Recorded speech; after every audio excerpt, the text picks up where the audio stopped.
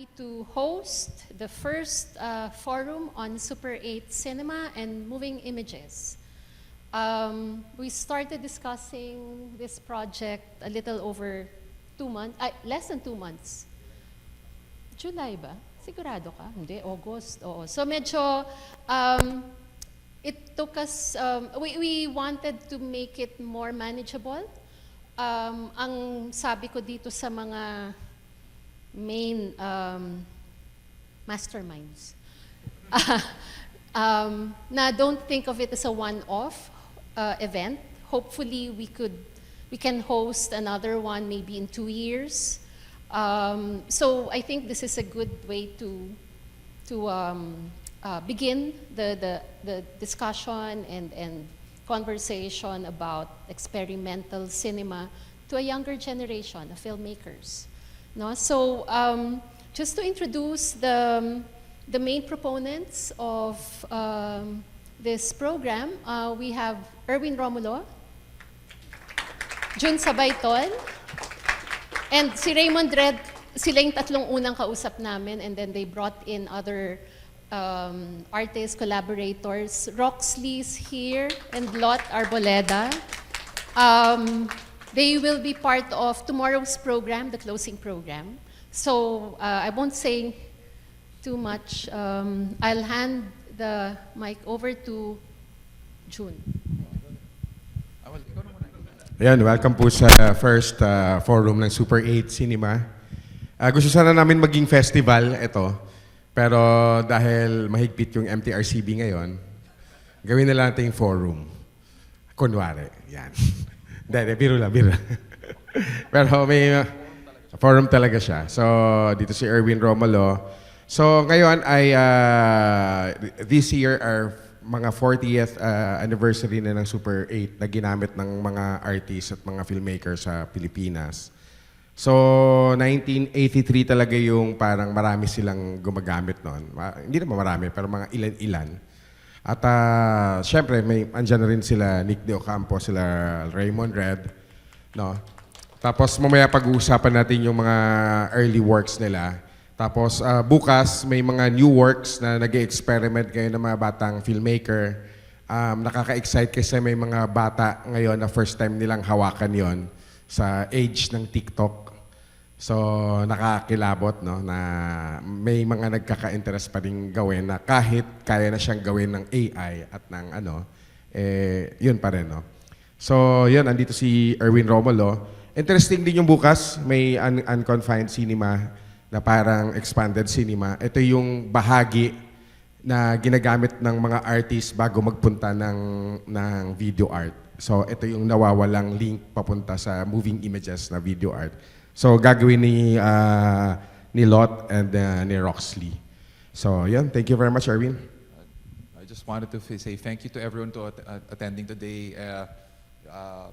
So today we're just talking about 1983, and we'll have Direct Raymond Red and Nick Deocampo to talk about that year and why it was so important to alternative cinema as a certain excess. And then just thank you. Okay. Yeah, so the conversation will happen at around 4. Yeah. Sige, so 4:30. So we'll just show you one long trailer first. Okay, thank you. Ayan. Welcome po sa forum ng Super8. Yon. Dito kasama ko si Erwin Romulo para formal na buksan ng ating forum. So maraming salamat po sa pagpunta ninyo. At ngayon ay 40th year anniversary na ng mga films na to. At ginawa yun ni Raymond Red, yung Magpakailanman, nung siya ay 18 years old. So, Mr. Erwin Romulo, nakapang Esquire na formahan. Yeah. Thank you, everyone. So we'll have a very good conversation about the films and the year they were made, 1983, and then we'll open it up for questions later from the audience.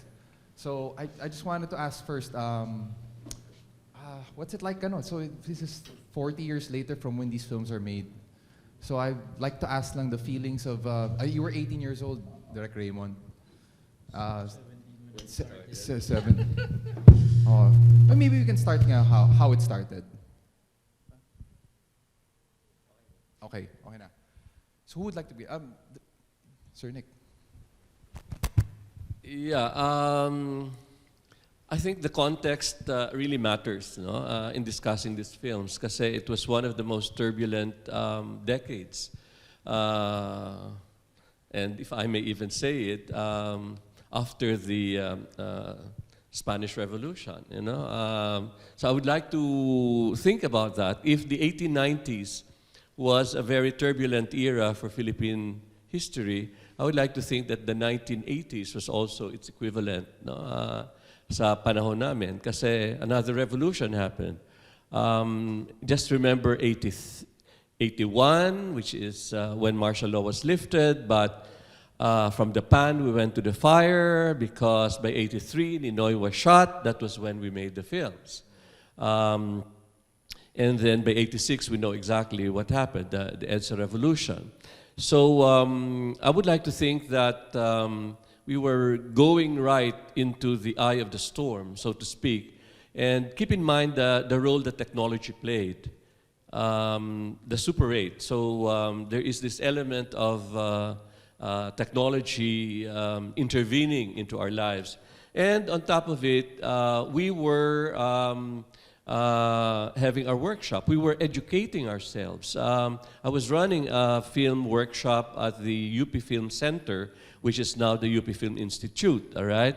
And lucky enough, Raymond Red attended that workshop. It was really a very important era because many of the so-called creative leaders that we have right now in cinema really came from that. Now, I can name several, but after that, that was really the turning point. Kung merong 1976 in Alino Broca in the mainstream industry, that was the turning point for the so-called Philippine, cinema, which is really the industrial cinema. I think we really should consider 1983 as the turning point for alternative cinema. There was Oliver, there was Raymond Red, but these are the so-called poster films for that era because there were other films that were made. Ang mahalaga lang dito, we really talk about one, the documentary, and two, really the birth of the experimental cinema. And Raymond Red is at the front trunk of that. And what a masterpiece.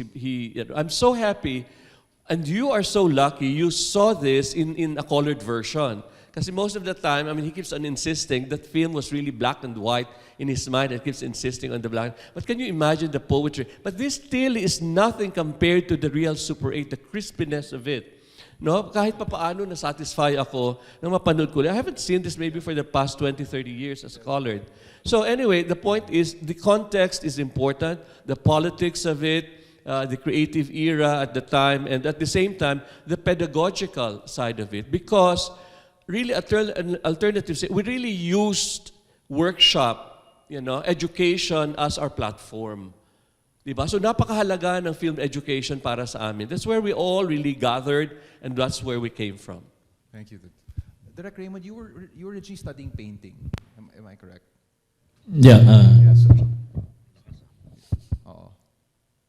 So you were studying at UP Fine Arts or Makiling? Where did this? Visual arts majors, Philippine High School for the Arts for 4 years, and then nag-UP College of Fine Arts ako. And then I discovered that there was a Cinemas Art Workshop at the UP Film Center. So, were you always interested in cinema because you were training to be a painter? of course, very interested, but I never thought about becoming a filmmaker, really. I thought I was going to be a painter, and in high school I thought Star Wars was the greatest film ever made, before I saw Metropolis by Fritz Lang, which blew me away when I was 15. Napanood namin sa Makiling yun eh. Parang doon ko na-realize na, hey, there's something more to cinema than just Star Wars. So, I guess then nag-start yung interest. Plus, the fact that my dad had a Super8 camera, that was our digital. Yun ang ginagamit ng dad ko to film birthdays, weekend trips to Luneta. we lost all that, yung home movies namin. No? Our house burned down 1987 anyway. That's a side story. But yun nga, I was fascinated by the Super8 camera also. And I was into photography, so I guess nag-merge yung interest na yun, trying to tell stories in paintings as well, in a single frame, di ba? But then I realized it's totally different dimension when you're doing film, with the element of time and space and so on. So you weren't a film buff, or you were? I guess commercial film buff, and then whatever you saw. Obviously, during that time, there's no cable TV, so it's either cinema was the movie houses or whatever you saw on TV. No, of course, at that time you wouldn't even call TV cinema, no. But What were they showing on TV then? there were a lot of movies being shown afternoons, diba? Mga reruns, mga ano. So Hollywood or I did catch some classics. I mean, Sorcerer, Wages of Fear of William Friedkin? Friedkin, I remember seeing that as a high school kid. So parang, it kind of opened your mind to different, syempre, I mean, John Carpenter and all that. Commercial cinema. But a lot of us were exposed to Hollywood. So when I got into the workshops, sila Nick really bombarded us with Russian films and German cinema. A lot of it borrowed from the Goethe Institute and also French films, Alliance Française, and wherever they could borrow films. No? So it was the first time I'd been exposed to that kind of international cinema. Well, I'd like to talk the workshop about later, but Sir Nick, what was your background in making movies? What did you grow up watching? I really came from theater. But even earlier than that, I really wanted to be a poet. I grew up in Iloilo, and it was where when I think around 14 or 15 years old, just to escape from this whole story of the humdrum of life in a sleepy town like that. I would go to the movies. And don't ask me the movie house, all right? They showed this double program of this pornographic Swedish or whatever films. So I got in, and then finally I got to watch this film that would really change my life, all right? It was Fellini's Satyricon. It's just an unbelievable movie. For a young person, you're just assaulted by all this carnal decadence, all right? It was 2,000 years before Christ was born, so there was a lot of bestiality, of orgies and everything. I mean, watch Satyricon, and it's just going to blow your mind, especially if it's on a big screen. And with chairs that are rocking. I don't know what the other viewers were doing. So, I was just there. But the most important thing that really changed me was that in Fellini's film, his characters would look straight at the camera. And exactly when characters look straight at the camera, they look at you. So there is this theory called suture, all right, that you are stitched into the image. And then that changed my life. So all these characters are just looking, and it's almost like Robert De Niro in The Taxi Driver. You're looking at me, you're talking to me. So it's I got bothered, and plus all of those things happening on the screen, suddenly I just felt I was really attached to it. So when I went home, I just walked my way from the city to my house, to our house in Abale, and then I just thought everything was decided then. I'm going to make a film. But, even if I passed dito sa UP, I found out wala palang film school. O broadcasting, so I'm sorry sa mga broadcasting. I'm sorry, that's not my stuff, all right? Then, luckily, they opened the theater arts. That's where I ended up with the Tres Marias, Ben Cervantes, Tony Babesa, and Anton Juan, and I got my training in theater. And then only for me later on to move on to Paris 6 months after I graduated, so I got a scholarship. I was in Paris, and that, you know, paved my way towards cinema. And did Oliver was your first film? If I need to, well, here are the first films that I made. In order for me to pass, and I needed to graduate with honors, and I did, you know, cum laude. Ilang beses ko na dinadrop yung lecheng natsai, yung natural science na yan, di ba? May natsai 1, may physics, may natsai 2, which is chemistry, may natsai 3, which is biology. Lahat yan, you know, I keep on dropping them because hindi ko talaga matake, but I really had to graduate. So I took natsai 1, which is physics, and finally, you know, I had to graduate, and I have to get you know, a high grade here. So I bought a Super 8 camera, which is a silent film, and then if you know, there is this egg-shaped ano dyan, you know, sa Mariano Marcos, di ba? Oo, the Research Institute. And you must remember, there was a Jane Fonda film that came out. It's about radiation and etc. So what I did was, for my final project, I went in and tried to play Jane Fonda and tried to, you know, to do something about it. I presented it in my class. Tagilid na ako kasi I was really failing. But my teacher was so impressed. At the end of the SEM, I got a 1. So that was my first film. All right. The second film is, you know, the thesis film I did in Paris. So I studied at the Cinema Varon. And if you will consider that as my first film, it's a 15-minute documentary on the first modernist painter that we have. That's Nena Sagil and Macario Vitalis. These are the modernists who went to Paris and pursued their dreams.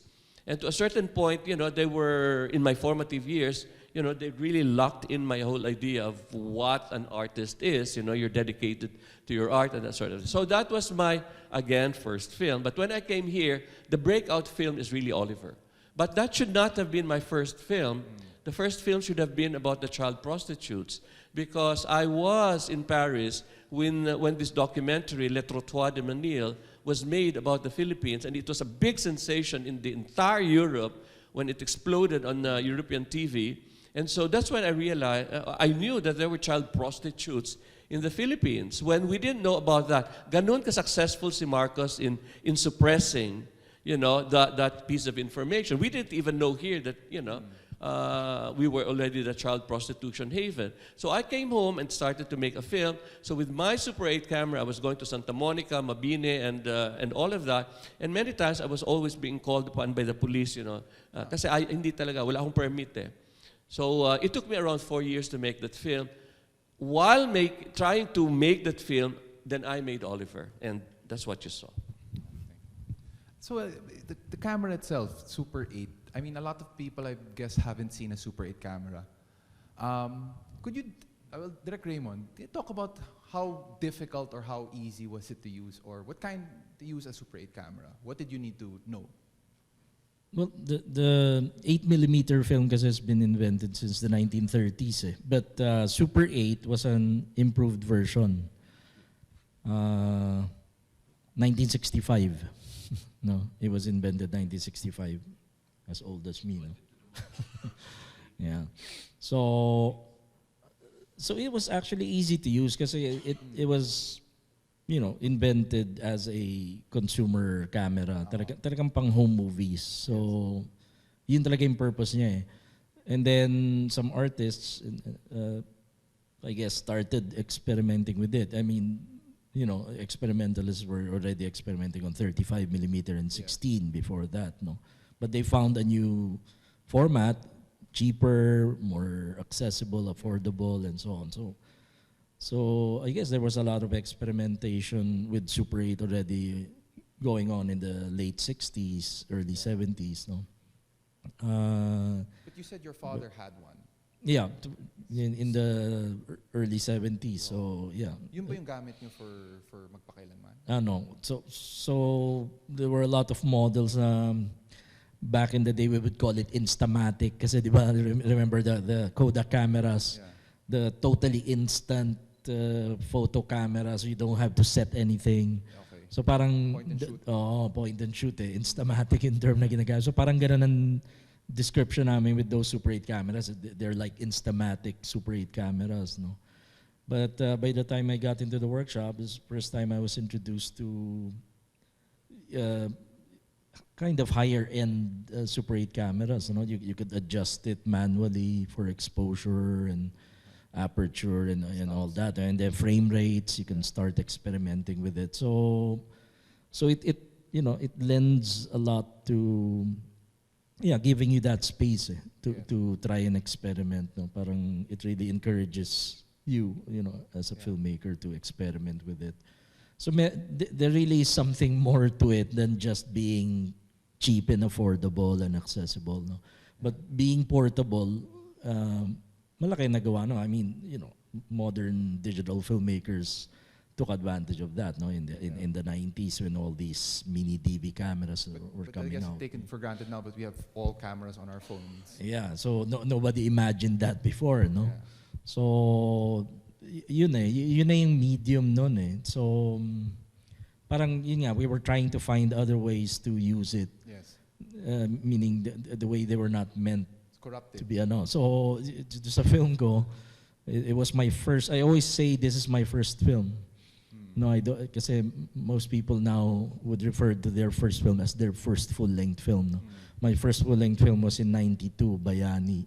So I always qualify that. No, that's my first full-length feature film. But this is my first film. You know, I never considered it an exercise or a you know, stepping stone lang. Parang But sa why is akin, that? this is it. But why is that though? Why do you think this is only 20? This is 25 minutes. 25 minutes. yes. So why the distinction that you consider this your first film? Like when most would actually just say the feature film would be the. I guess precisely because of what was happening then. Eh. When you know, I know, parang mas mahirap i-imagine ngayon, lalo for young people. When you say cinema, it was really theatrical, you know, the standalone cinemas pa nga noon. Eh. So that was official cinema. Yes. If you're not showing there, you're not a filmmaker, you're not a director, you're not making a film. You're making TV, maybe, but there's a distinction. In fact, the film festivals at that time were, even our festival, you know, independent film and video. Talagang pinaghihiwalay yung video and film, no? Talagang nakaka-categorize yun. Yes. So it was very distinct. So parang nangyari, hey, we can create cinema, we can show it to people. And we can find alternatives. Diba? Alternative technology, alternative ways of making the film, alternative means of showing it and distributing it, if ever there's any distribution. No? And I think that's exactly the achievement that our generation did. And I'd like to, as a film historian myself, I want to mark that. I want you to consider that our generation really gave a new definition to cinema. Tama ang sabi ni Raymond Red, di ba? Ang pinurga tayo. You know, we were really warped by the whole idea of one Hollywood and its clone, which is Tagalog cinema, really, that, you know, cinema is the feature-length movie. If you are not into that, then you're not really a filmmaker. And this book argues it very, very well, all right? And it's nominated for a National Book Award, all right? So you better get a copy of this, all right? Better do, all right? It's a collector's copy now. This is an entire history of that movement. And that movement was not just creative, it was political, all right? Because we changed, we redefined what Philippine cinema is, so that a film like this, let me just tell you that this is one of the best films ever made in the entire Philippine cinema. And this time, we're not discriminating whether it's long or short. I mean, this is a 25-minute film. Let me tell you, I can argue that this is as best as Lino Broca's best film. And for so many reasons, is that the forum we're going to have today? Because I'm just about to give a lecture on this film. I mean, this film, in terms of the cinematic, hey, you know, this is, for me, I think, the birth of the cinematic Filipino film. I'm sorry, but the films that you've been watching are all very literary. you have to argue whether, in what way are they cinematic? This, the film language. Ano bang batayan nyo ng cinematic? Yung story? That is so Hollywood. You had been so made purga of Hollywood that you know the story is the master. How can the story be the master when it is a visual medium? I do not understand exactly what our basis is for what is cinematic. Sorry, I'm becoming pedantic and pedagogical here, but we must. I take you to task that this is a forum. Tama na itong paano-ano pa tayo na, you know, we are going to engage in a discussion of ideas. Well, I don't disagree with you, Sir No, Nick. I'm daring them. No, but Tayo, I'm preaching to the choir with you, but them, you know, their generation, you know, has got to, di ba, June, ito ang gusto mong mangyari? yan yung gusto Labanan na. No, but Umuusok na. Ngayon na. no, but yeah, but basically, I think the best paintings are non-narrative anyway. So. No. And also in music, come on, they are non-programmatic, di ba? Yeah. But the politics, I think that we should talk about it a bit more. When you say it's political, I mean, Direk Reymond, were you caught up in the politics of the time, local? What kind of politics were you working at? I think.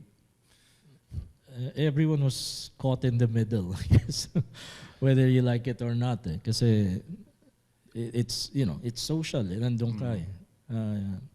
You're affected by everything. No? But would you consider Magpakailanman a Presyo political ng film? jeep, pagsakay sa jeep, Yeah. presyo ng bigas, Yeah. presyo ng galunggong. Napakalumang mga storya na nito, di ba? Oh. But Direk Ray, no, but correct. But yeah, is it because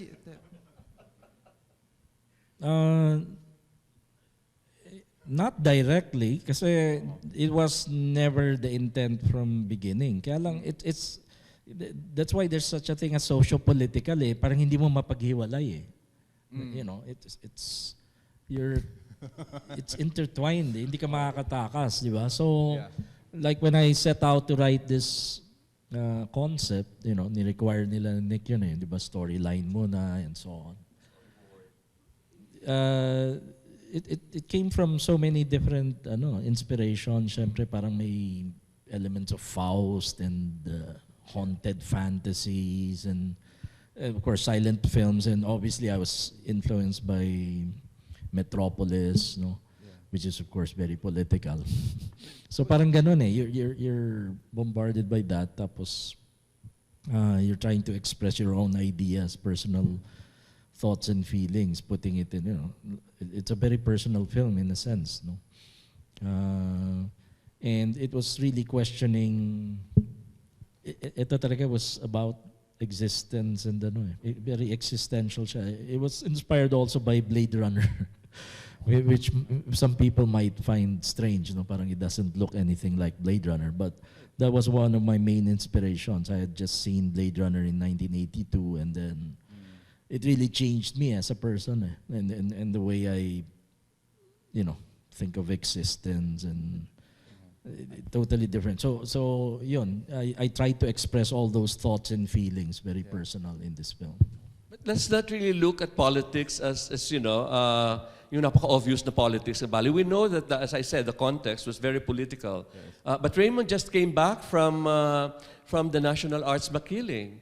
They were brought up into the mountains, Bali. So it would be a very interesting thing to see somebody who for 4 years was marinated in that kind of a created atmosphere, and then would come to Manila that was already abuzz with all the politics. My argument, the proposition I want to present here is that please really study the aesthetics of this film, and this is where you're going to find the politics of Raymond Red.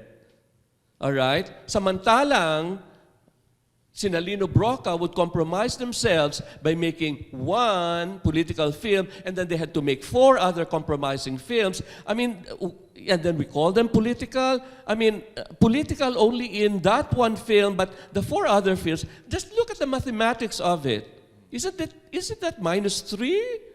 You know, 1 step forward, 3 steps backward. So I do not really know. What I'm trying to say here is, look at the film language. Look exactly at the whole context of entertainment that was done during the military regime.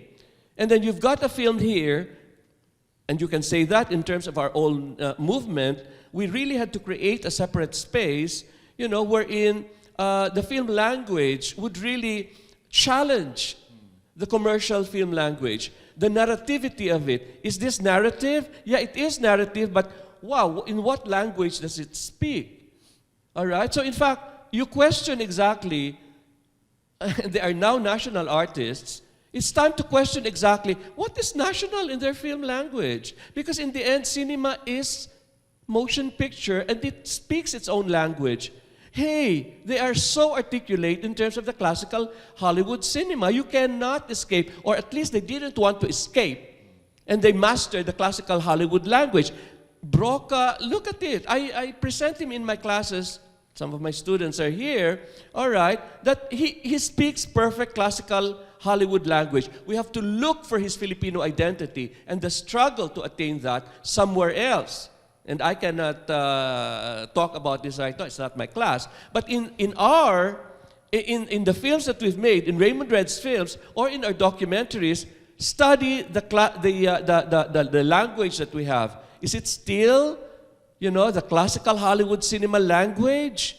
Well, you need to know what that is. And I can give a lecture on that right now. But for the first time, we see here a film in its integral self that the film language, for example, what am I talking about? Do you remember, umakyat na yung character natin doon sa, may narrativity, of course, but his film language is just absolutely mind-blowing. Let me just tell you what am I talking about. Pumasok na siya doon, hinahanap niya ng libro, di ba? Nahanap niya na ang Magpakailanman na libro, bit-bit niya na, ito yun. Okay? Bit-bit niya na yon, di ba? At nag-i-escape na siya, di ba? It's a full suddenly, next shot, may sundalo na sa kanya. You remember that? And then the next shot, it doesn't stop there. Just study the cut, the shot, and the whole narrativity of it. In what way is it new? The next shot is, there's an exclamation point. I'm sorry, magmumura ako, Ateneo ba ito? Putang ina, wow. That is the most economical fight scene I've ever seen. Because in the third shot, patay na yung sundalo. Where in Lino Broca's vocabulary can you ever find that? Aba, ibakbakan scene yun. Kasi that's a tradition coming from classical Hollywood. That's a genre tradition we have. We love to watch bakbakan in all angles, right? Here's a 17-year-old boy. Putang ina na makita ko na yun. Sabi ko, oh my God, he just totally destroyed our traditional film language. Sino ang gumagamit ng exclamation point? Sino ang gumagamit ng exclamation point? Do you appreciate what I'm saying? He totally extricated everything that is entertainment and escapist and then brought us exactly into a visual sign. And what is cinema but in its semiotics, it's nothing more but sign. So if you study this film in terms of its semiotics, a book can be written. Oh. So Reymond, ano bang iniisip mo? Direct. I totally appreciate yung reading ni Nick but okay, bawiin ko yung but. Hindi but. There is the other side of the story of this film. Yes. And it is the material film. That's the other half of it. Yes, I was trying to tell a story, but I was using that story to, in fact, tell another story. So as early as then, I had this awareness that there were no Filipino silent films that have survived. So I was fascinated by the thought, what if we found, and I admittedly, I was quite frustrated with this technically. Parang I didn't achieve it, yung form niya, no? So film as film talaga eh. So that's why I painted it, scratched it, jump cuts and all that, no? Tapos the music and all that, no? Precisely because I was kind of disappointed by the fact that I wasn't shooting it in black and white. I wanted it to look like a silent film from the 1920s. Eh, wala tayong surviving Filipino. I mean, we had a lot of silent films, but nothing survives from that period. So noon pa lang, parang thesis ko na yun eh. I wanted to create a what if we found a Filipino film, no? Na ganun na mag-isip yung filmmaker. So that's the other story. Hindi si Raymond Red yun eh. Parang another filmmaker from the 1920s making this. Tapos hindi ko nga masyado na-achieve para sa akin dito. And eventually I did it with camera obscura. So that was the culmination of that obsession, no? So you were born of frustration, the film, because and actually this is the first time the colored version has been seen in a long time. I'd like to put an emphasis on ayun, that. no? Kasi black and white Super 8 film is very rare. Medyo mas mahal siya, mas mahirap hanapin. You had to buy it abroad, no? So the color film was available during the workshop. So parang yun yung one of my frustrations. I wanted to shoot it in black and white. So naisip ko, okay, there's a history naman of hand tinting films, no? Black and white films. So parang naisip ko, although tamad ako, I wouldn't have the patience, lalo na very small frame like that. I wouldn't have the patience to paint that frame by frame. So pinentel pen ko lang ng yellow yung mga sequences na hindi ko gusto yung color.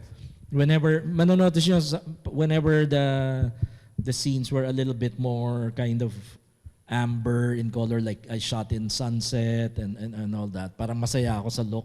Yes. So hindi ko kinulayan. Yung mga medyo cool scenes, yun yung pinendel ko, no? Tapos what you're seeing now is deteriorated, no?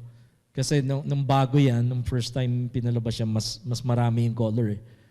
Ang dami nang napipeel off and nasa scratch, and maraming projector ang sinira nitong film na to. And let me interject, because I was the workshop coordinator, all right? So when you put pentel pen, on the film, kakapal yan, all right? And the claw of the Super 8 projector, which you see outside, is very precise. All right? Almost infinitesimal yan. So kung lalagyan mo yan, kakapulan mo yan, kumakapal, ang kain ng claw ng projector ay nahihirapan siya. Alright? So ang nangyayari, nasisira. So sino pinapagalitan? Di ako, ang coordinator, di ba? Kasi sabi niya, unang-una, napaka-preferential mo dyan kay Raymond Red na yan. Ano bang meron dyan? Alright? At tingnan mo ngayon, sira na ngayon. Sira ang mga projector natin. Di ba? So it's always an issue. Creativity was always an issue. Alright? Naiinis ako doon na, di ba, they could not appreciate exactly what's being shown and what has been given to us by this talent. But all I'm trying to tell you is that may may compensation yun, in the sense that may equivalent yun na nasisira yung equipment. O yan, sa kaka-art mo, di ba? So pinipinturahan niya yung at hindi lang yun, binabaliktad niya pa. Sabihin mo, binabaliktad niya pa kasi, di ba, hindi lang yung sound. Do they know that that's a Christmas carol? Absolutely, which is back mask. No, you can't do that now. No, syempre during that time it was a little bit more loose laws and and these were not sold commercially anyway. Pero appropriation yun eh. We were using copyright music and just reversing it. Did it reverse the reel itself? May parts na nire-reverse yung film itself para No, I want to go to the end. You said that you didn't do it for commercial purposes. So I'd like to ask both of you, why did you do it? Because, I mean, alternative cinema, as you've defined it in previous talks with you, Sir Nick, is it wasn't shown in the cinema. It could be shown in spaces like this, classrooms.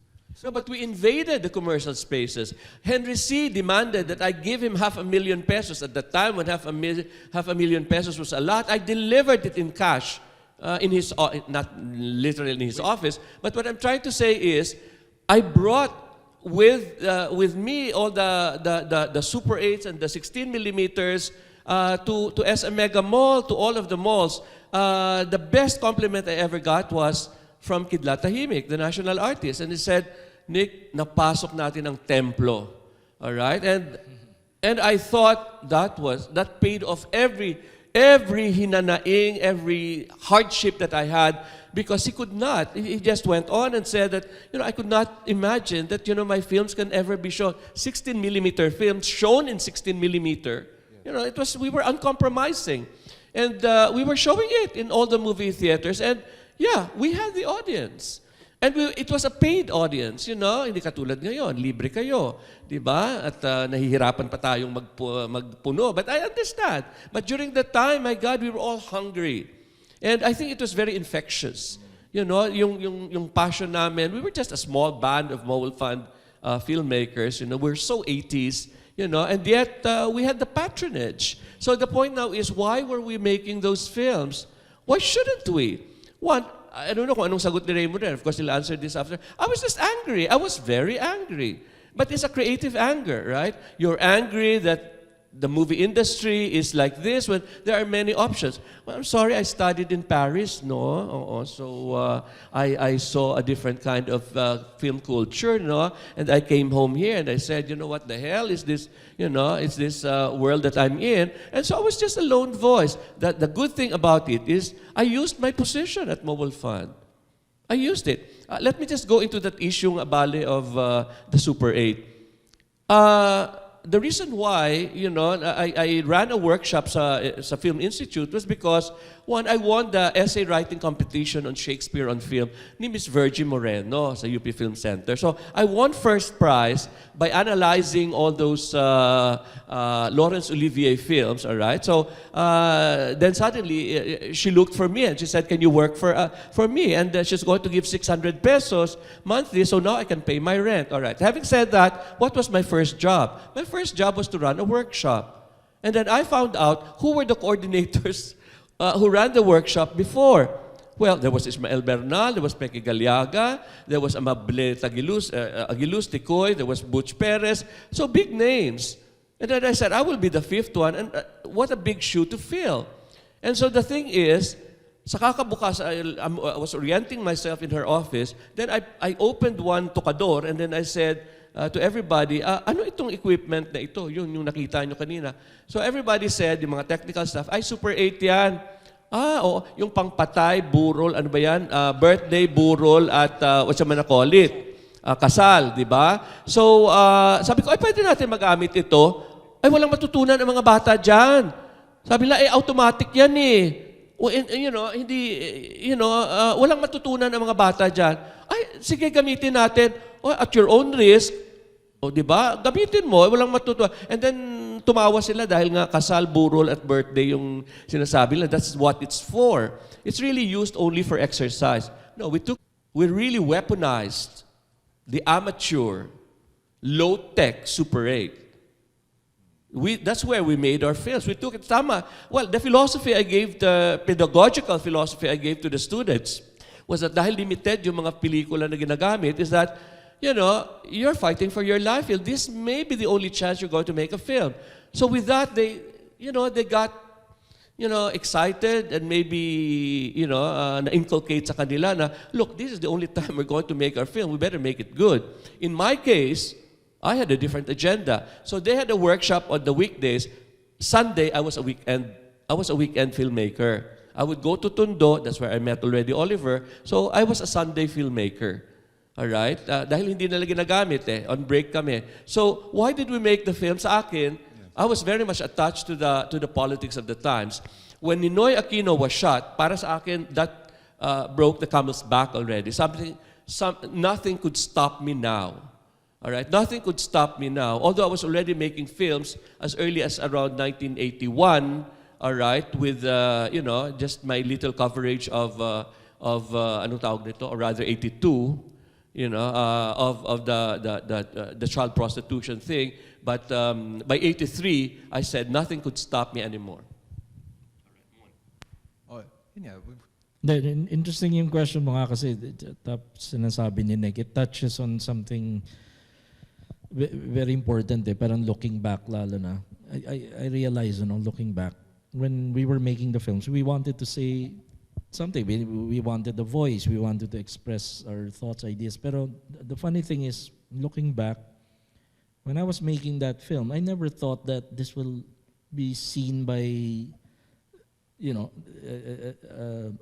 a totally different audience. I thought ay papalabas to sa classroom, mapapanood ng classmates ko, workshop classmates ko, or maybe we will show it in other classes in UP, and that was it. That was what I was thinking, na itong messages kong to aabot dun sa mga students and ano. A few years later, we never imagined it will be showing in Berlin and in these big film festivals, and they were a lot of times I found myself showing these films. I was the only Super 8. I was traveling festivals with Lino Broque and Eddie Romero. So para kaming 3 generations, and I was showing my very lowly Super 8 films. So yun eh. We never imagined that, and yun nga yung joke namin ni Mikael, my son now, is very successful sa mainstream and sabi niya, ang hirap ngayon. Sabi ko, ang hirap, ang dami ng filmmakers, it's very competitive, ang hirap sumikat. Sabi niya, nga kayo nun, ang dali niyong makilala kasi kokonti kayo. Sabi ko, yun na nga yung point eh. Parang kokonti kaming siraulo na who actually believe this will amount to something in the future. So, and now we're seeing it. Yung seeds na yun eh. I mean, we're not trying to claim the achievements of the today's generation, but we're proud na kahit paano may naitulong kami dun eh, yung planting those seeds way back at a time when you really didn't know where it was going to bring you. I didn't even think of a career in filmmaking. Hindi ko inisip na kikita ako basta sabi ko gusto kong gawin to. Gusto kong sabi ng messages in my films, just like I did before in painting. Well, now 40 years later, we're talking about them. We're still struggling, yeah. Yeah. I just wanted to know if anyone in the audience had questions, so at least we can open it now. Actually, maraming ka. Does anyone have questions? Ayan. Si Dindo siguro may questions, I'm sure. Ayan ayan nakitang-kita. Yan may tanong yan may tanong obvious naman eh. Ano ba? I'm proud to say that I was really part of yung education program ni Nick and Reymond. I attended yung workshop nila last year. No, 1987 ka. Tama ba, Mon? 1987 nata na. I was also parang sa sophomore sa UP. And now I'm teaching sa UP and sa CSB also sometimes. And the same. So I'm just proud kasi I'm really bringing in lahat ng seeds na tinanim nila sa akin. And really looking for and always looking for that language, sinasabi ni Nick, and it's still a struggle. Kasi sabi nga ni Nick, we are, Hollywood. So Hollywoodized, and we will all die. And I'm just so proud. It's a struggle all the time, because the language, you should find your own language, probably. And I think I always keep on telling the students that I always want to, if there are like 20 students, I always want to see 20 different films. And that's going to be a problem if you see like 20 similar. And that's yun ang naitanim nila sa akin. And I'm always proud of that. And thank you.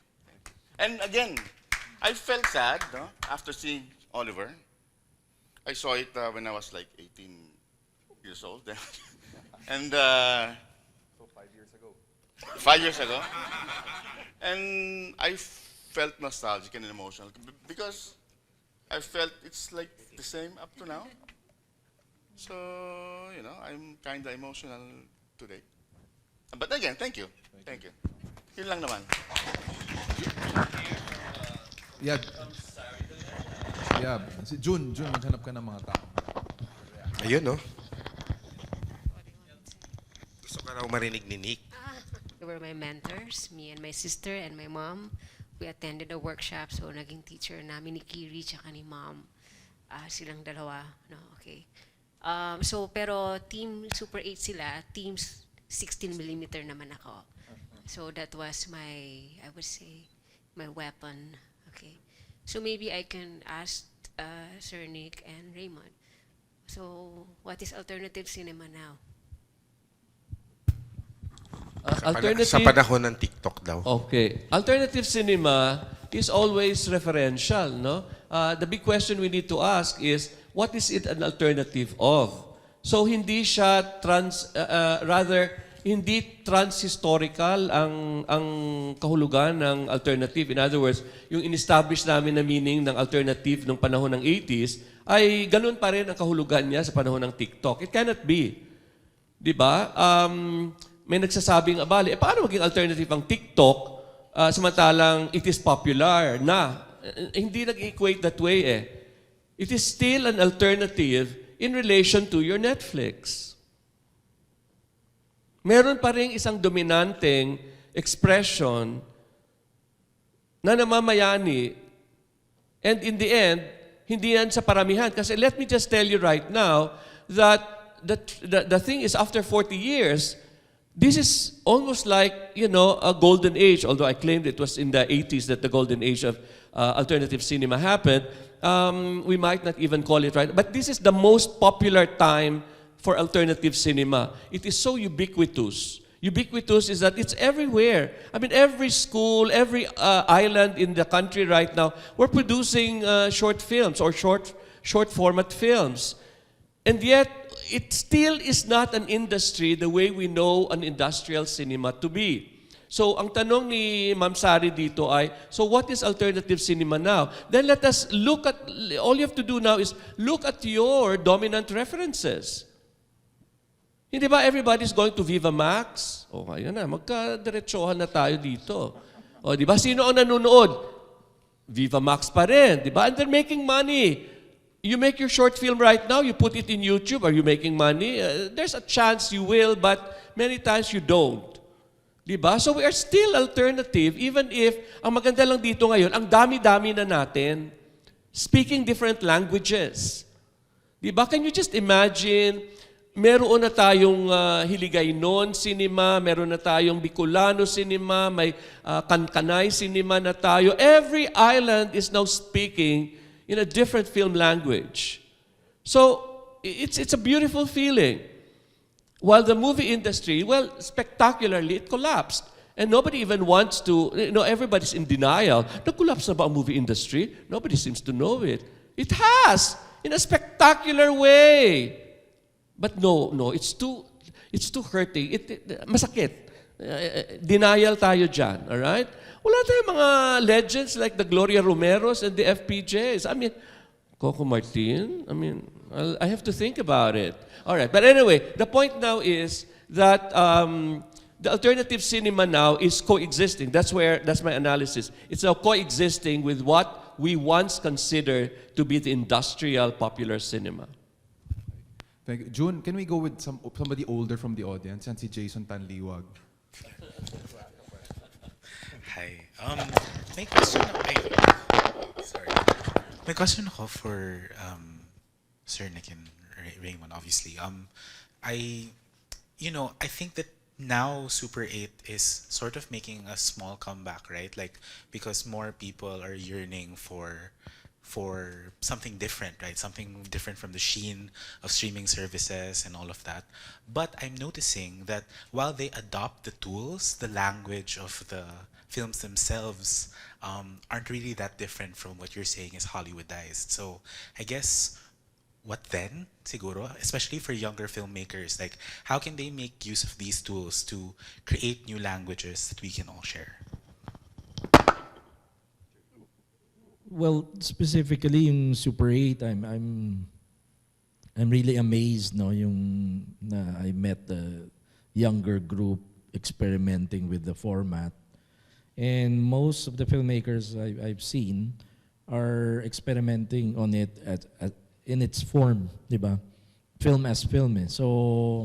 So parang related sa sinasabi nga ni Sari, what is alternative? Parang ganun, no? What is experimental today? What is experimental cinema? And I'm teaching that then sa students ko ngayon, parang ine-explore namin. Ano pa ba ang experiment ngayon? Kasi if it's been done, then it's not an experiment, di ba? So parang nag-evolve din siya eh. So far sa akin, yung Super 8, exciting yung nakikita ko. Kasi ang strange nga ngayon, it's now more expensive. That's the big difference. Nung time namin, kaya namin ginamit Super 8 because it was cheap and affordable. Now you have to spend more money shooting on Super 8 than digital. You know, I mean, if you have a DSLR or mirrorless camera that shoots now 4K, 6K resolution, di ba?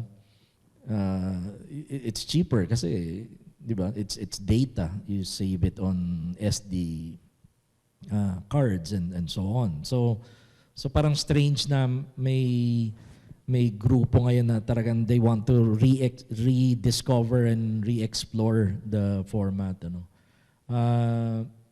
But with regard to other formats, yun eh. So maraming filmmakers will adapt, you know, and propagate pa rin yung Hollywoodization ng cinema, no? Hindi mawawala yun, I guess. But ang question nga is, what is the alternative? And yun nga, sabi ni Nick, it has to be an alternative to something. Mainstream na ngayon ang Netflix. And ako, I consider YouTube and TikTok mainstream. Eh. Kasi millions ang nanonood, millions ang gumagamit. So that's mainstream. No? Theatrical cinema now is becoming ancillary. Di ba? Kasi it's even sa business sense. No, even as a business sense. But iba pa rin siyempre yung watching in a theater. When you talk about cinema aesthetics, kasi marami sa atin naniniwala pa rin doon sa kakaibang ano. No? So anyway, that's viewing. But the question was more ano yun? Sorry. Ano ang masasabi namin? So what now that you know? So it's a new generation. Not only Super 8, but yun na nga eh, whatever medium you're using now, all these new small cameras, no. At the end of the day, it's really discovering new approach to the language. So I don't know kung may tie-in pa rin yung technology kasi nung time namin, admittedly, imagine nung time ko na-imagine ko early 80s, if there was a DSLR with video, I would probably shoot with that and drop the Super 8. Diba? But we had no choice. Eh. That was the cheapest format we could do. No, 16mm was prohibitive, no? Very expensive then. So that was the only way to go. So dumating ako sa point, at least sa films ko, na I used the inadequacies ng medium eh. And I was into experimentation nga. So it's not just the visual, but the material itself. I was experimenting on the material itself. No? So yun, sinishare ko yan sa experimental film class. Parang, how can you actually experiment with material now if it's all digital?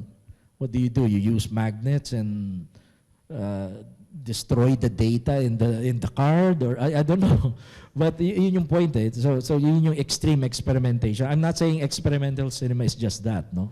But yun yung extreme end nun eh. It's physical. Diba? So I'm just using that as an example to relate it to the question. Kasi ang lawak ng question eh. Parang ano nga ba? Anong pwedeng gawin? Diba? Yun nga. Ultimately, it's really you can still film ask language. Sir Nick, you wanted to respond? No, I just want to jump into that. What is wrong is the way we teach cinema. And I'll critique now our education. My colleague from UP Film Institute is here, si Professor Sari. And we have just been assigned to create a committee to rethink about our educational program. But I'm trying to study because I have a big program to launch soon. You'll get to hear about it. I call it as the third film front. The first front is the commercial. There's nothing much we can do about it. I said it's spectacularly collapsed, but it will always be there. It will fight its way, now in the digital format, which is Netflix, but that still is commercial. The second front is the art cinema, okay? You've got the Love Diaz and all of those art films that, it has its own community. But the third one that I would like to propose right now is that the educational cinema is about to explode. We just do not have a good grasp of what is going on right now. Consider the following. Why I propose that the next revolution will have to be in this field. And you heard it first here. All right? One is because the movie studios, there's none that we can talk about, except, well, you still have Viva, all right? It's still inventing itself with Viva Max, all right? Still producing, but there is no more Star, no Regal, none of all of this anymore. But my point is, consider what I'm trying to say, that if cinema has become rhizomatic, in other words, multiple in all senses of the word, and are we even aware what is generating the production of these ubiquitous short films or short videos? The schools. Ateneo, UP, Binild, University of San Carlos, University of Mindanao. We are the new producers of cinema. We have not banded together and set our agenda. Where does the audience come from? Sino ang pumipila para manood ng pelikula? When you have your film festivals, it's our students. Look exactly at the number of people who are here. We're outnumbered by students. Then you have the faculty. We've got power. So my post-retirement activities after I retire from UP is exactly delves into this new concentration of filmic power. But we need to really come up with an idea of what an educational cinema is. It doesn't have to be those boring, let me teach you about physics. It can be creative. So anyway, that's just the teaser I'm going to give you, because I'm going to go next to answer my question exactly. What is it that we teach? All right. So my point now is that the platform, the teaching platform, can really be the platform for a new cinema that is just it's actually not about to explode. It's just we don't have a consciousness of it. Let me just tell you, nobody is making an inventory of the short films that are being produced every year. Can you just imagine the thesis films that are being produced, the exercises you're giving your students for every class that we have? How many are produced per class? Per university, how many films are being produced? And nobody even is making an inventory. Shame on us. And therefore, there's no inventory, there's no archiving. So they will just disappear. When actually, we have never produced in this country. Nung una kaya mo pang bilangin ang mga films natin we produced around 80 films during 83. I made a log of it. Kasi kaunti lang naman kami makakagawa ng Super 8 yun eh. But right now, nobody can even count. But nobody is making an effort to count. And therefore, for all you know, we are making masterpieces right now, but we cannot archive them. Because there are just too many, and nobody gives a damn. So what we need now is a philosophy of cinema. We need to really take hold of ourselves in the age of the digital. That's exactly the next gospel I'm going to preach. And a new Bible I'm going to write. But it is your generation. I'm just profiting from the wisdom of the past because like what Raymond said kanina na medyo hindi natin alam, I knew where we were going because I was the one doing all those film festivals. We were, and we were fighting with the censorship. We were fighting with the experimental cinema of the Philippines, all right? We were fighting our way into international film festivals. Paano kami makikilala ng Berlin na yan? All right, when we were not writing directly to all the shamelessly, I was doing my own propaganda until when they discovered the films of Raymond Red, of the many other films that are being produced here, then they agreed. They could not but agree because these were high caliber movies. So that's my answer, sir. All right, that one, we have a responsibility as teachers. We are the culture leaders when it comes to cinema. It's no longer the high-moneyed, high-powered producers. So it's just when are we going to take hold of that and take responsibility? And the last thing I'm going to say is we really have to overhaul our syllabi and our course packs and everything. What are we teaching our cinema? How are we teaching our cinema? Maybe with the exception of UPFI right now, and one here is a stalwart. She's teaching an experimental cinema. Hollywoodized ang ating syllabus. It's all about the classics of Hollywood cinema, and even in the Philippines, ano rin, you know, that they are all as I said, Lino Brocka speaks perfect classical Hollywood cinema. Ang hindi natin itinuturo ay mahanap ito semiotically that Lino Brocka has subverted the image. Invite me next time. That will be the next topic I'm going to talk about. Subverting the classical Hollywood cinema with Bernal, De Leon, Romero, and then, did I say Bernal? De Leon. Oh, yun na. Okay, I think we have time for one last question, and that's Jesed Deocampo. Yeah, it's Bakit? Nagmamadali ba tayo? I mean, saan tayo pupunta? Forum Oo, naman eh. oo, forum ito. Kaya mamaya may inuman pa to eh. Yes, and then may after Lisa's question, we'll we have something extra for everyone, and then it's a practical question that I have to ask. It's about the decline of Super 8 and when that moment happened.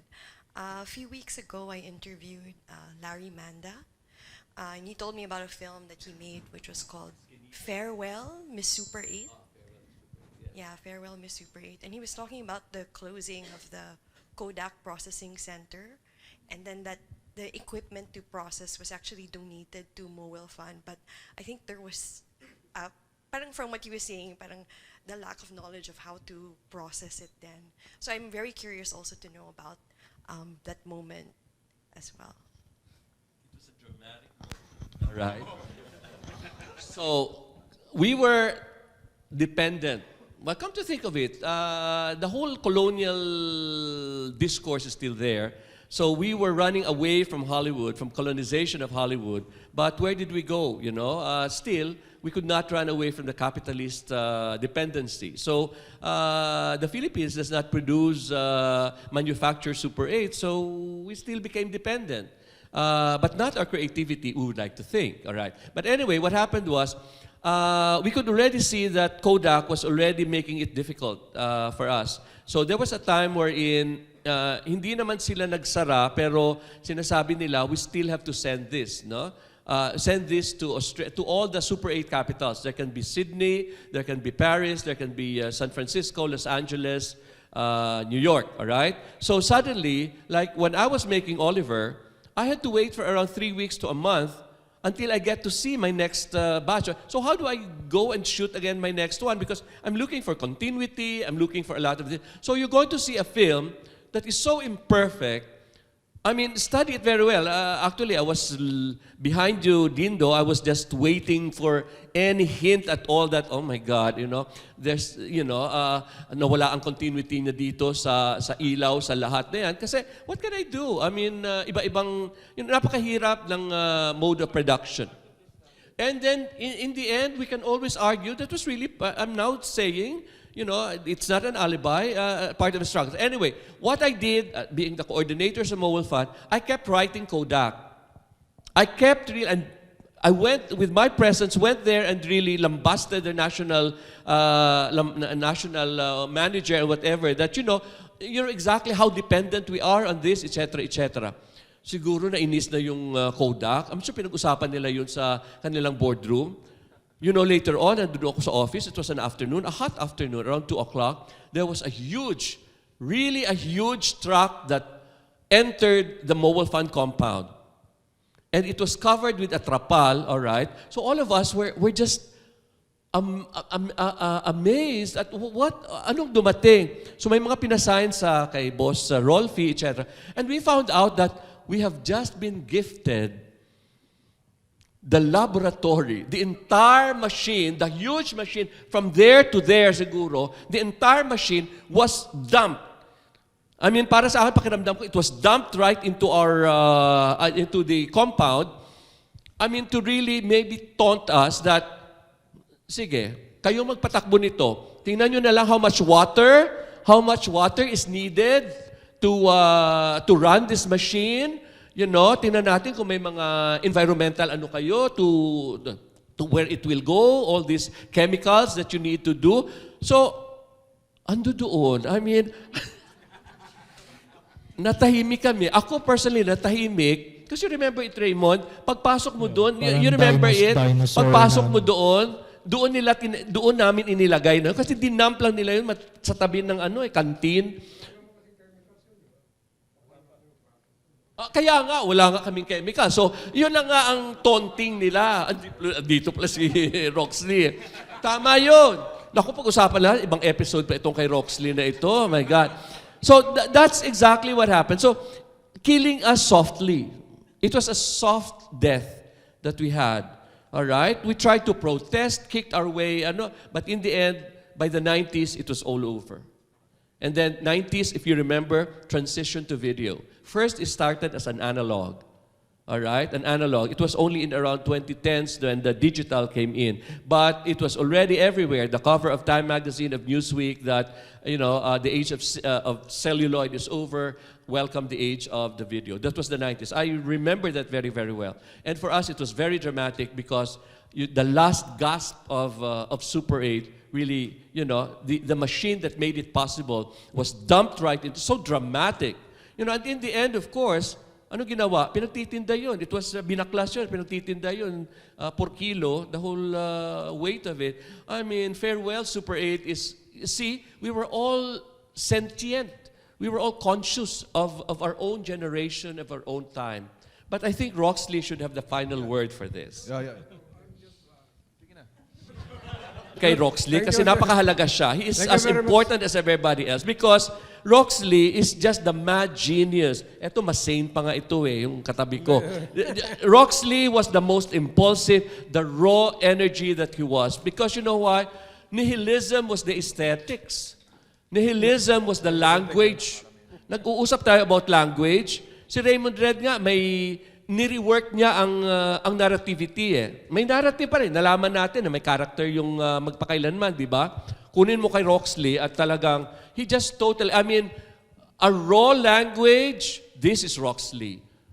A language that is primeval, that is raw and brave and courageous. And in fact, you begin to ask yourself, is that even a language? So, Roxlee just, I am so honored to be in between these two stalwarts of Philippine cinema. All right? Me too, I'm honored with Romulo and Nick. Take it away. Take it away. But they are, if I were to write a book on them, these are the two, this is how beautiful alternative and experimental cinema is in this country. Within alternative cinema itself, I mean, we speak in different tongues. Until now. Go, Rox, sa'yo na.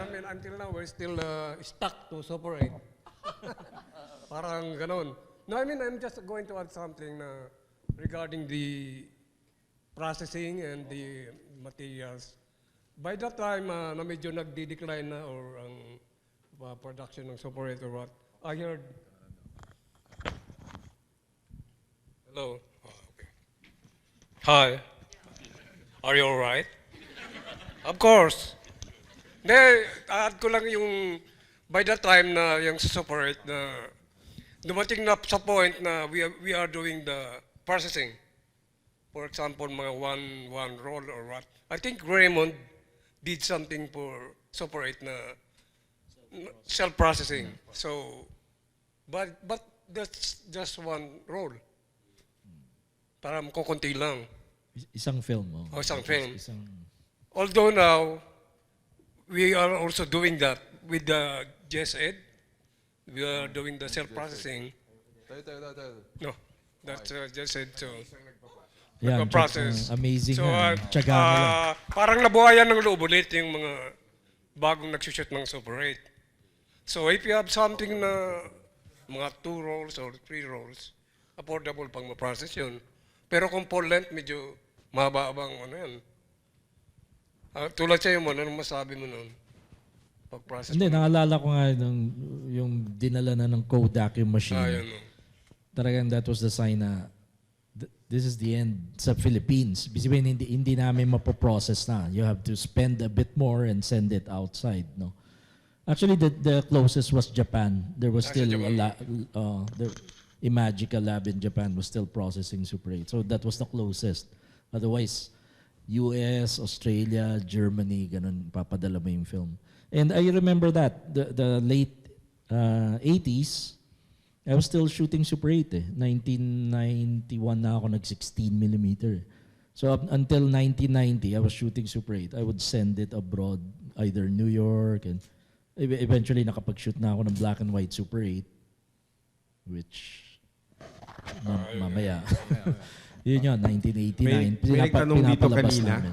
paano daw yung sound? Kasi syempre kami, mga millennial, diretso na agad yung sound sa film eh. So pwede bang brief lang direct kung paano nilalapat yung sound sa Super 8? Well, yun nga, the films you saw, yung original Super 8, may magnetic stripe yun na very, very fine on the edge. And that's why the sound has also deteriorated. No, we need to remaster also the sound or recreate, not really remaster, kasi some of the sound has been lost. Eh. And that's why some of the sound, let's say do sa film ko yung Magpakailanman, some of the sound you're hearing was not there originally.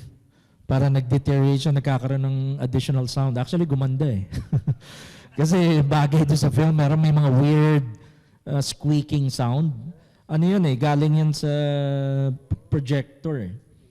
Tapos na-affect yung magnetic stripe. So nag-i-evolve din yung sound eh. Weird nga eh. So, but now, it's digital. So you process your film, you edit it digital. So you can now mix a proper digital sound, diba? On your digital material. Noon, it was physical. Even the sound was physical. Yeah. So, Well, in my case, dahil documentary nga bale, I had to do a sync sound. I cannot work with a double system sound. So in other words, my films which I needed to shoot nga bale, direct sound na yun. And this is one thing you need to keep in mind to add up to the whole idea of how hard it was to have Super 8. Super 8 did not have negatives. You cannot mass produce Super 8. Hindi ba? The moment lumabas ang Super 8, ang kopya mo na yan, ang positive niya, that's the only copy you have unless you have it reprinted abroad. Alright? Buti si Reymond, nakakapagpa-reprint siya. But Oliver exists as a singular film. Pag nawala yan, pag nasira yan, forever, it's gone. There are several masterpieces of our Mobile Fund era nga bali that are lost right now. I'm just afraid baka ang ilang pelikula ni Roxlee ang nawawala na. May isang pelikula ako na isang lost film na, yung child prostitution film ko right now is tattered, you know, impossible na to even screen it. So my point is that Oliver would run for around 55 minutes. It is now only around 40, 42 minutes. Ilang eksena ang nawala na dito. Now, going back to sound, Bali, so everything was shot directly, and please try to understand, the film was shot with a one-person team. I was my own sound person. I was holding first the camera with my right hand, and then the light with my left hand, and the microphone with a boom mic is in between my legs. If I cannot manage anymore, then I let the grandmother, I let the sister. It's very Brechtian. So I said, I studied the theater, so sabi ko, this is Brecht. You know, show the technology of it. Show it. I mean, there's nothing in this film to hide. I had difficulty with sound, tulad ng sabi ni Raymond Red, all those faults, all those imperfections, we just had to incorporate them as part of the aesthetics, as part of what Dindo has told us, Ngabali, as really part of the struggle. So you see our struggle marked mark or find their marks in the very aesthetics of our films.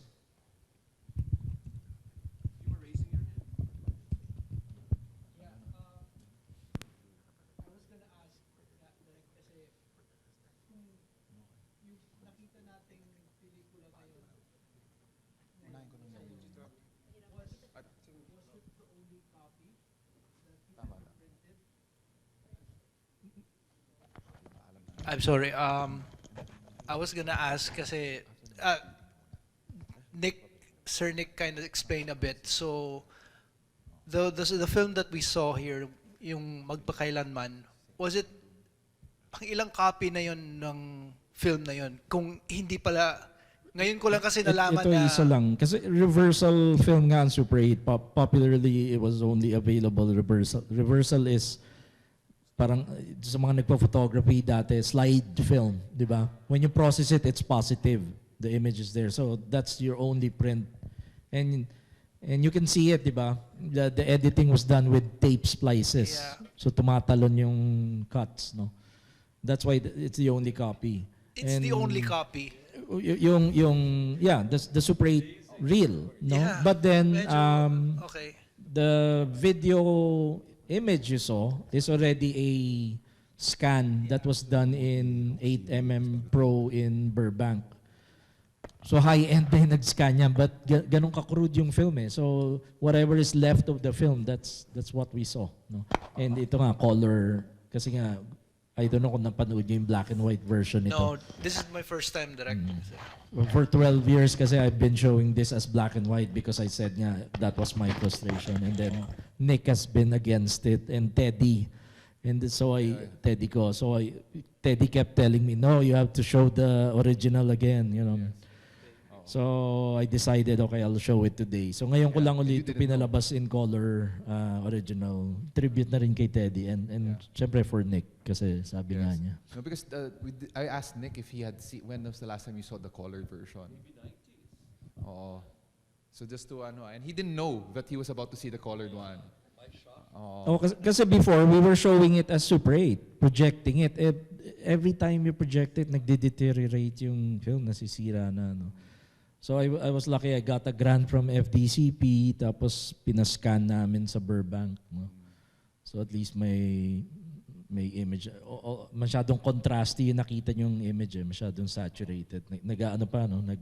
Parang nagsosolarize yung mga highlights. Because it's a video projection. So wala yun sa original Super 8, yung ganong effect. I kind of liked it, actually. Is it possible maybe for the... Pero at least kitang-kita niyo yung, kitang-kita niyo yung pentel pen and the scratches and all that.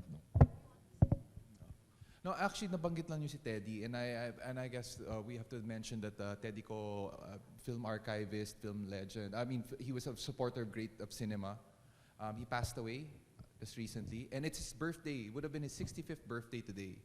No nga, birthday niya today. Kaya, so that's why talagang Direct Reymond really made an exception to show it. Sabi ko, I'll show this for Teddy. Yeah, and the thing is, I'd like to spend ask all of you about Teddy, because his definition, his role in Philippine cinema, and alternative cinema is full of these people who have no role. I mean, they're not directors, really, they're not actors, but they were very important. So I would like to ask you to say a few words of how you knew Teddy, why he was so important.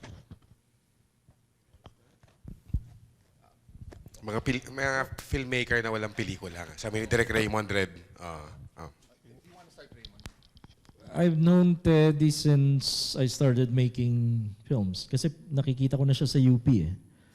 So, but I had no idea what he was or basta he was always there at the screenings and Tapos hindi pa kami nag-uusap noon eh. Because eventually nakakwento ko siya and then I realized, okay, he's a film buff, but what else does he do? I'm not sure, no. But he was always around, pag may film events.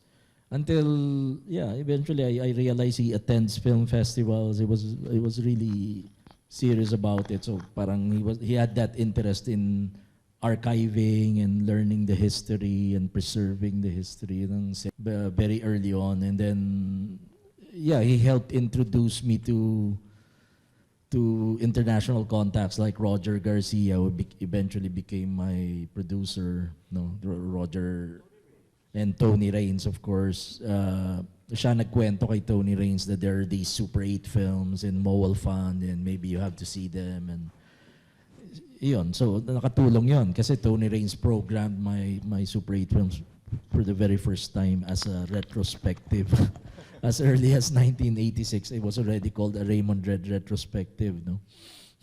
So puro Super 8 pinalabas sa Edinburgh Film Festival, Hong Kong Film Festival, and so on. The ICA. Ayun, ICA sa London. So parang amazing opportunity yun. Yun yung sinasabi ko na I never imagined that. Na hindi ko naman binalak ipalabas to sa you know, international audience. No?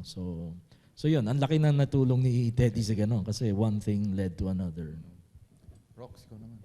Ano bang, any memories of Teddy at ano? Si Teddy, may ginawa kami kasi, yung naalala ko lang yung Pili-Kusina, film talk.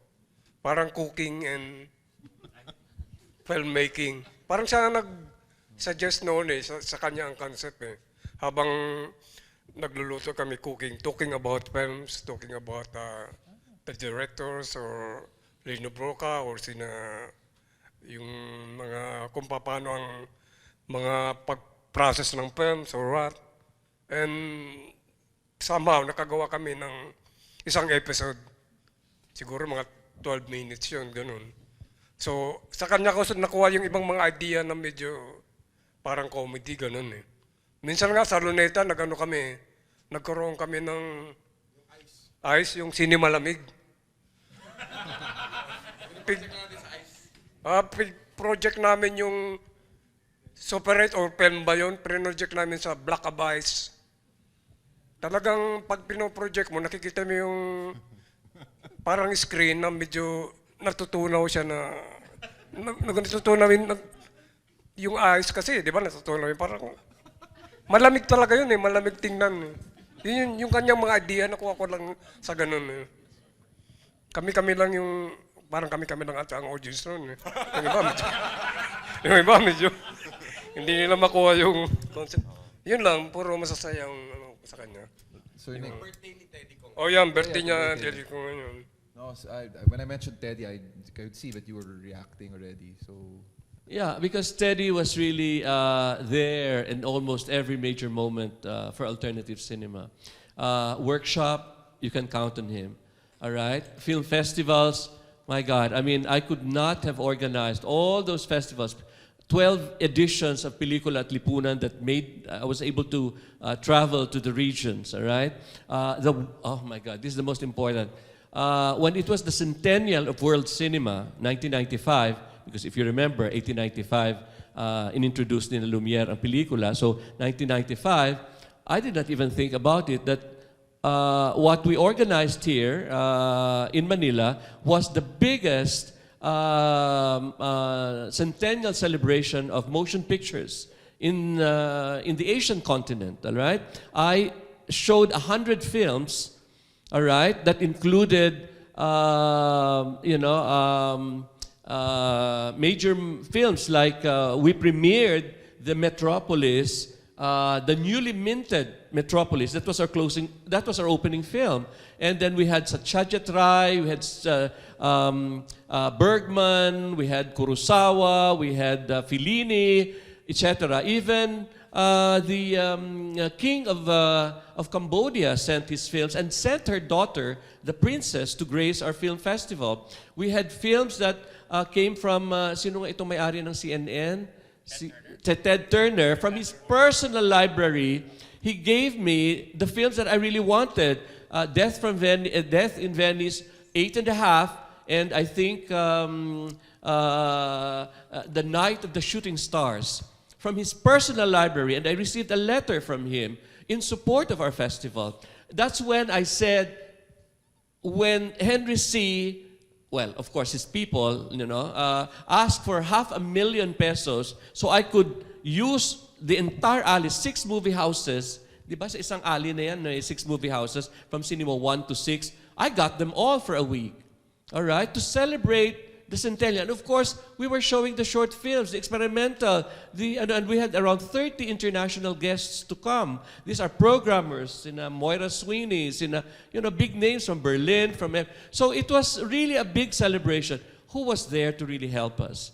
Really to make the catalog, to meet the international guests, to just do a lot of other things.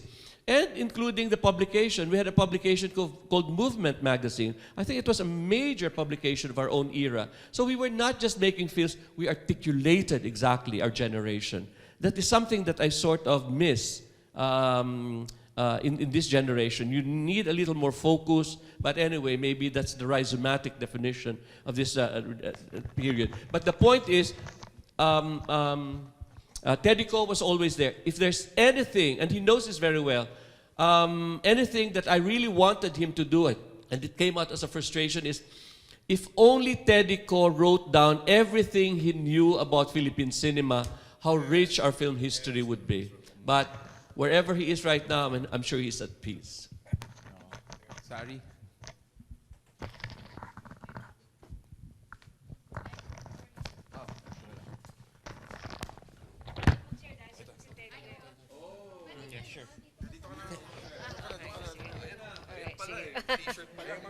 Okay, so gusto ko lang, yeah, this is Tedico. Ayan. What? Sige.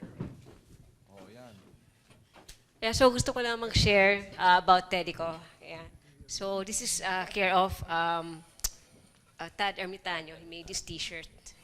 Okay, so si Tedico, I remember meeting him sa Mowal Fund mga 1993-94 because I was a Mowal Fund scholar for experimental cinema, no.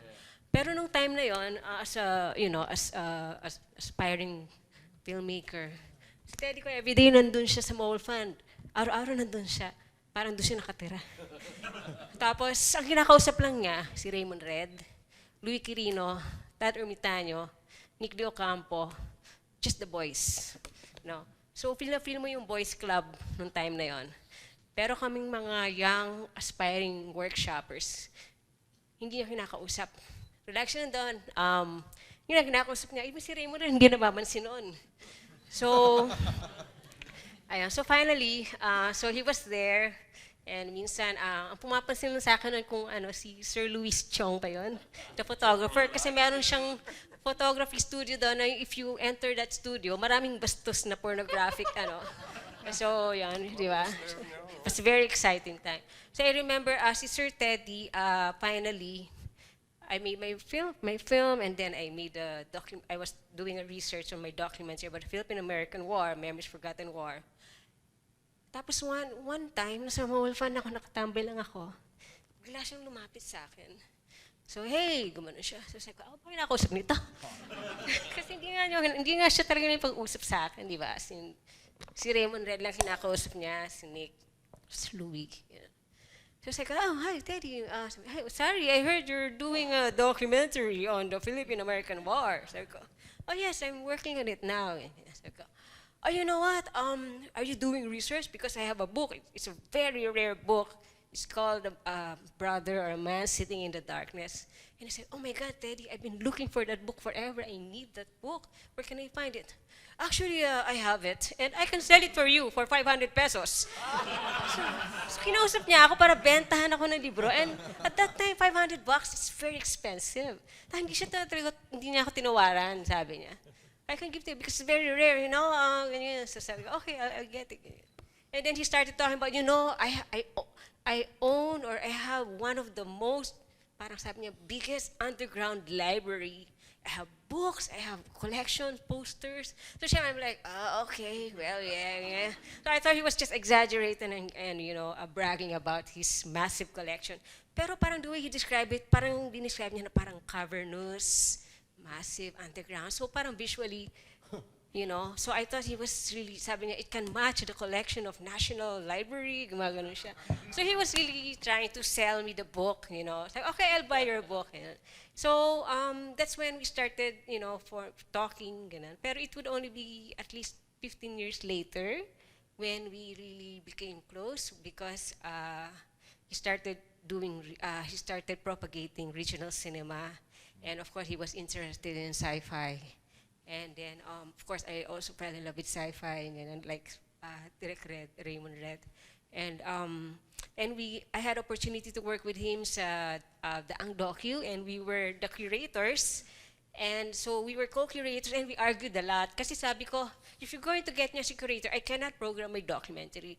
And then sabi ni Teddy, kung di namin program yung films ninyo ni Jewel Marana, ni Baby Ruth, nila Monster, nila Cara, di almost half of the documentaries cannot be programmed. Sabi ko, no, that's our ethics. No? As curators, we cannot program our film. So anyway, I put my foot down and said, okay, sige, next time, I will program your films. And that is when, with Butz Herrera, they organized here in Ateneo, the No Final Arbiter. And yeah, because he wanted to highlight naman our works. And that's how generous Teddy is. And I just wanted to say na kahit snabero siya noon, bumawi naman siya 15 years later and we became friends. So I'm wearing you, Teddy. Happy birthday. Happy birthday. I guess. Binili mo yung book? Oh yeah, I bought the book. Tapos, nga pala, ayaw rin niya mag-Facebook noon. Nung time na he was already sick. And I really twisted his arm. Sabi ko, Teddy, you have to join Facebook. Don't worry, I can keep your secret of your password. Pero of course, hindi siya pumayag. But we were able to convince him to join Facebook, and that's why I'm glad we did that, no? Because nakilala siya ng community. Alam mo ba yung ano niya, yung email niya? Number? Yeah, yung may bayag. Yun ba?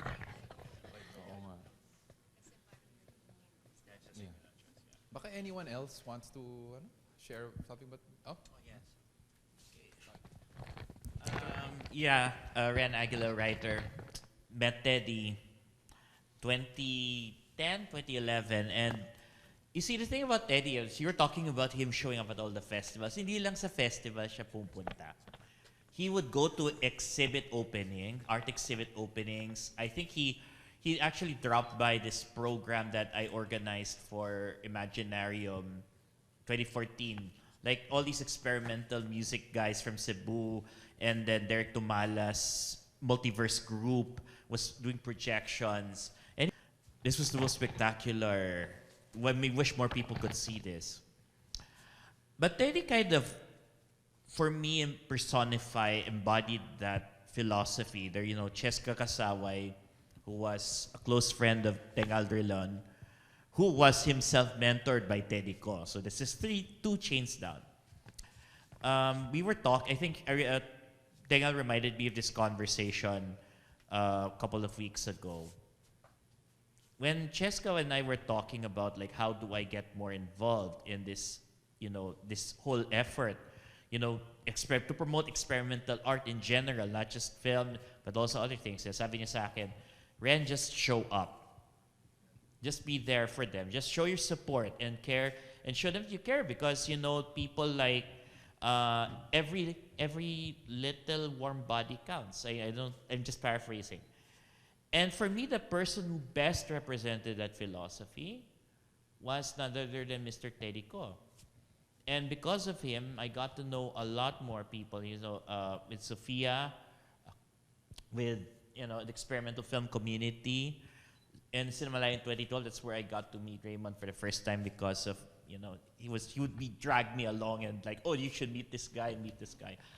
That was him. But he encouraged me to show up. And I hope, especially for the younger film fans and the visual arts enthusiasts here in the room, that's the advice I wanted to pass on to you. That's the example I got from Teddy. And I hope he will be showing up at the Great Big Art Gallery in the sky at some point. Salamat, Ren. Thank you.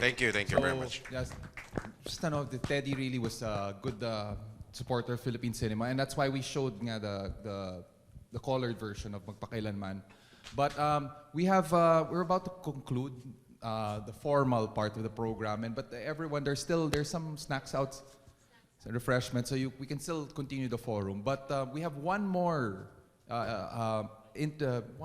film to show you, and it's also to do with tomorrow is now the other person we're celebrating with this forum is Cesar Hernando. and it's his birthday tomorrow. Yeah. So we're going to show you the study for Raymond Red's study for Makapili. And actually, one of the people there is actually Cesar Hernando. He appears in the film, well, somehow. Oh, hanapin niyo siya. So, yeah, so okay, so without the noise, we can play that. We can, and then, yeah, we'll see you outside. We'll talk and, yeah, talk about Teddy, Cesar, and other cinema. And June has some announcements pala. After nito, gusto yung magstay, papalabas ulit yung pelikula ni Sir Nick sa mga hindi pa nakapanood. Ipi-play lang namin, pati yung Magpakailanman. Tapos bukas, kung available kayo, may nakuha kami na parang nasa process na ina-archive ngayon yung mga lumang Super 8. So, yun, may forum bukas tungkol doon at kung paano pinaprocess yung sa pagbabalik at yung mga new works ng mga bagong gumawa na mga Gen Z katulad ko. First time na hawak ulit ng Super 8. So, bukas, may mga new films na ipapalabas. So, starting 2 p.m. and sa hapon ay may performance and installation art si Roxlee. Yung Pili Ko Lambo. It will be projected by projectors. Yes, may 5 projectors na dito na ipo-project. So, bukas, kita-kits. So,